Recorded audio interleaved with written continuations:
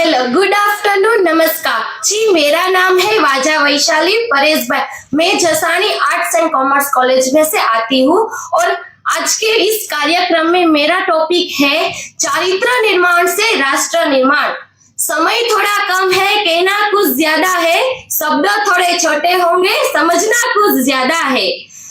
हम अपनी जान के दुश्मनों को अपनी जान कहते हैं, मोहब्बत की इसी मिट्टी को हिंदुस्तान कहते हैं। जो दुनिया में सुनाई दे उसे कहते हैं खामोशी, जो आंखों में दिखाई दे उसे तूफान कहते हैं। और ये दीवार के सुराग है साहेब, चाइना, अमेरिका, पाकिस्तान है साजिशों का हिस्सा, फिर भी हम उसे अपने घर का रोशनदान कहते हैं। आज का युवा जिसके पर जिम्मेदारी है अपने परिवार, अपने समाज और अपने राष्ट्रीयों को बांधे रखने की, आज वही युवा 4x4 की फोन की छोटी सी स्क्रीन पे अपनी कोमल उंगलियों के माध्यम से अपनी भावनाओं को इमोजीज के द्वारा व्यक्त कर देता है। 4 बोतल वोडका काम मेरा रोज का, उसने तो भारत का भविष्य ही तबाह करके रखा है।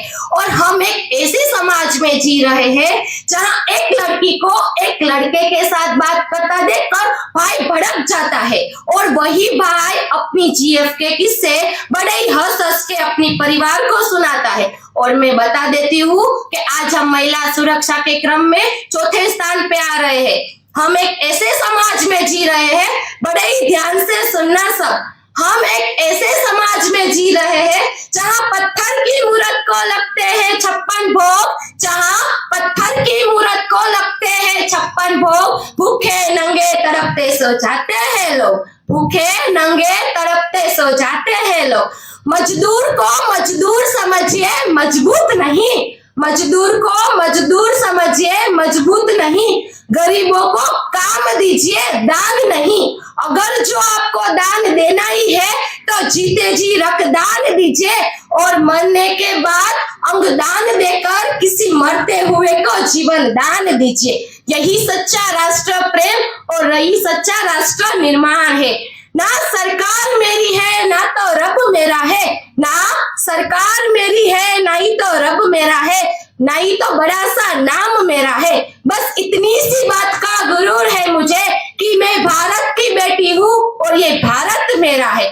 और एक वैचारिक बीमारी मुझे इस समाज में नजर आती है कि हम सब कहते हैं कि हम सबसे बड़े लोकतंत्र देश यानी कि भारत देश में रहते हैं, चाहे हिंदू, मुस्लिम, सिख सब पैदा होते हैं, पर बदकिस्मती यह है कि यहाँ पे कोई इंसान पैदा नहीं होता। और मेरे विचारों में ना ही तो हिंदू की जरूरत है, ना मुसलमान की, ना ही तो सिख की।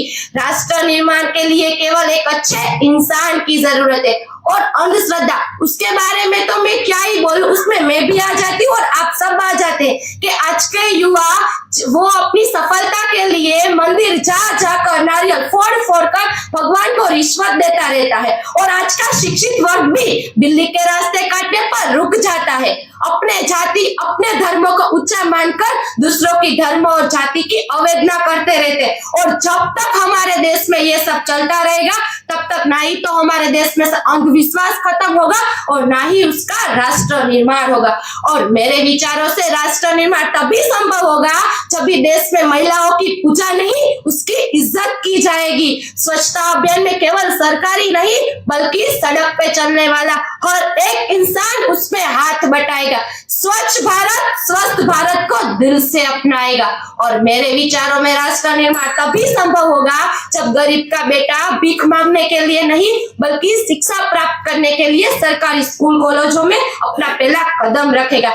आई प्राउड टू इंडियन। और मैं सैल्यूट करना चाहती हूँ उन सभी को जो अपना राष्ट्र निर्माण में अपना काम पूरी ईमानदारी, लगन और मेहनत से कर रहे हैं।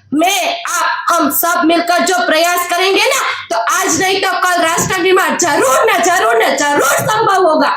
क्योंकि मेजर ध्यानचंद ने भी खूब सुंदरता से कहा है, हमारे देश की जिम्मेदारी नहीं है हमें आगे ले जाए बल्कि हमारी जिम्मेदारी है हम अपने देश को आगे ले जाए। अंत में इतना ही कहूंगी, मेरा हिंदुस्तान महान था, महान है और महान रहेगा। होगा हौसला सबके दिलों में बुलंद तो एक दिन पाकिस्तान भी जय हिंद बोलेगा और पाकिस्तानी क्यों सारा जहां जय हिंद बोलेगा। क्योंकि सारे जहां से हिंदू सितारा हमारा, हम बुलबुले हैं इसकी ये समझदाना है हमारा। जय हिंद जय भारत।